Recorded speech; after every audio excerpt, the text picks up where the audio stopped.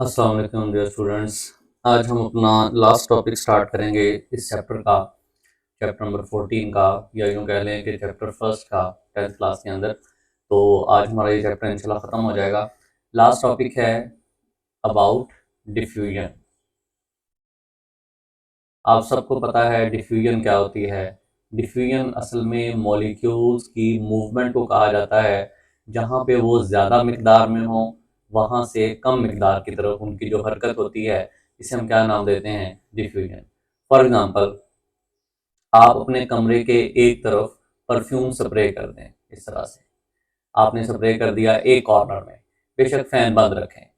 Fan बंद करके भी अगर आप एक तरफ ये परफ्यूम स्प्रे करते हैं एक कोने में, तो आप देखेंगे थोड़ी ही देर में, चंद सेकंड्स के अंदर आपको पूरे रूम में एक खुशबू जो है वो महसूस हो जाएगी, उसकी फैलती हुई।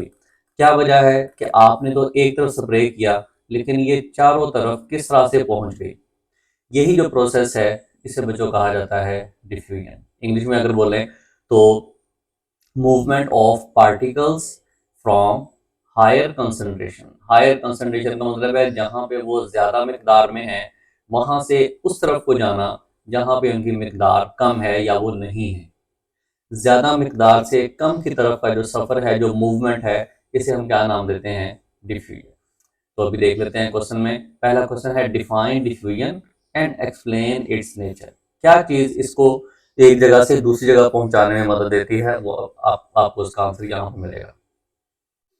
Diffusion is a movement of particles from region of higher concentration. Region of higher concentration का मतलब है ज्यादा मिकदार, जहां पे उनकी मिकदार कंसंट्रेशन ज्यादा है, to a region of lower concentration, जहां पे उनकी मिकदार कम है या नहीं है, ज्यादा से कम की तरफ। It is spontaneous process. Spontaneous का मतलब है खुद ब खुद होने वाला। मैंने आपको अभी एग्जांपल में बोला कि फैन बंद कर दें। अगर फैन ऑन रखेंगे फिर तो हमारे जहन में सबसे पहले यही आएगा कि हवा ने उसको हर तरफ फैला दिया। आप फैन भी बंद कर दें, कोई किसी तरह की एयर भी अंदर ना छोड़ें, किसी तरह का कि कोई फोर्स उसके ऊपर अप्लाई ना करें, फिर भी आप देखेंगे कि कुछ ही सेकंड्स में उसकी खुशबू पूरे रूम में फैल जाएगी। क्यों फैलती है? Due to random motion of particles. क्योंकि हमें पता है कि गैस के जो पार्टिकल्स हैं, वो मुसलसल एक टकराव की हालत में रहते हैं। ये हर तरफ जो है वो इस तरह से मूव कर रहे होते हैं, एक दूसरे से टकराते हैं, वॉल्स के साथ टकराते हैं, मुसलसल इनमें हरकत जो है वो होती है। ये जो रैंडम मोशन है, ये इसको लेके जाता है, पूरे कमरे में फैला देगा। ये मैंने आपके सामने दो डायग्राम्स कॉपी की हैं। ये लिक्विड्स के अंदर है, लिक्विड्स के अंदर भी डिफ्यूजन पाई जाती है। आपके सामने ये एक फ्लास्क है, इस बीकर है। इस बीकर के अंदर आपने ड्रॉप ऑफ इंक छोड़ दिया, ड्रॉप कर दिया। जैसे ही एक इंक का कतरा आप इसमें डालेंगे, कुछ देर के बाद आप देखेंगे वो नीचे बैठ जाएगा और फिर कुछ ही देर में वो यूनिफॉर्मली उसमें डिजोल्व हो जाएगा। तो क्या चीज उसको डिजोल्व करवा रही है? पहले तो देखो सारी की सारी यहाँ पे इकट्ठा हो गया, फिर आहिस्ता आहिस्ता बगैर हिलाए, बगैर मूवमेंट के ही उसकी ये शक्ल बन गई, मुकम्मल तौर पे उसके अंदर हल हो गया। क्या चीज थी? डिफ्यूजन। क्योंकि लिक्विड्स के अंदर भी सलाहियत होती है कि जहां पे उनकी मिकदार ज्यादा है, जैसे पहले यहाँ पे मिकदार ज्यादा थी, थोड़ा सा फैल गया, ये इसकी शक्ल बन गई, और फिर वो फैलता चला गया और पूरे बीकर के अंदर वो फैल गया। ये डिफ्यूजन। गैसेस के अंदर अगर हम देखें तो दो आपके पास गैसेस हैं, हाइड्रोजन और ऑक्सीजन। दरमियान में से आपने उसका रास्ता क्लोज कर दिया, स्टॉप कॉक क्लोज है यहाँ पे। जैसे ही आप ये रास्ता ओपन करेंगे तो देखें जो ऑक्सीजन है रेड कलर के, वो इस तरफ को जा रहे हैं, और जो वाइट कलर की हाइड्रोजन है वो दूसरी तरफ जा रही है। यानी जहां भी उसकी मिकदार नहीं थी वो उस तरफ को जाना शुरू कर दिया, और कुछ ही देर में उनकी तादाद बराबर हो गई। तो बच्चों ये है डिफ्यूजन। आज हमारे ज़्यादा क्वेश्चन इसी के बारे में होंगे इस टॉपिक में। Explain why diffusion occurs faster in gases than in liquids. Gases में डिफ्यूजन का अमल तेज होता है लिक्विड्स की निस्बत। क्या वजह है?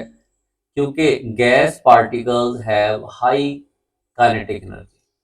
क्योंकि गैस के पार्टिकल्स में हरकत करने की सलाहियत ज़्यादा है। लार्जर इंटरमोलिकुलर स्पेसिस, वो दूर दूर हैं तो उनमें फासला ज़्यादा है, and move freely compare to liquid particles, और उनको हरकत करने की पूरी आज़ादी होती है, जहाँ पे वो चाहें जितनी तेज़ी से चाहें वो जा सकते हैं। जबकि लिक्विड्स में आपको पता है कि मॉलिक्यूल्स करीब करीब रहते हैं, जुड़े हुए होते हैं, लेकिन डिफ्यूजन फिर भी वो शो करते हैं। क्वेश्चन नंबर 3 है, how does kinetic molecular theory explain the difference in the rates of diffusion of gases. Gases के अंदर भी फर्क है, कुछ गैसेस बहुत जल्दी डिफ्यूज करती हैं, कुछ गैसेस जरा स्लो। तो क्या चीज ऐसी है जो गैसेस में फर्क पैदा करती है? According to kinetic molecular theory, all gases have same average kinetic energy, हर एक में एनर्जी सेम है at the same temperature, but फर्क क्या है? लाइटर मॉलिक्यूल्स जो वजन में हल्के होते हैं,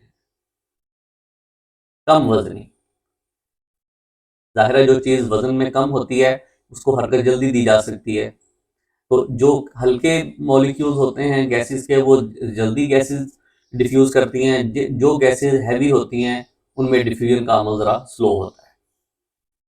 क्वेश्चन नंबर 4 है, describe the effect of temperature on the rate of diffusion. ये आप सबको इसका आंसर पता है, कई दफा हम पढ़ चुके हैं कि जैसे जैसे टेम्परेचर बढ़ाते हैं काइनेटिक एनर्जी बढ़ती है, और काइनेटिक एनर्जी के बढ़ने से डिफ्यूजन तेज हो जाती है।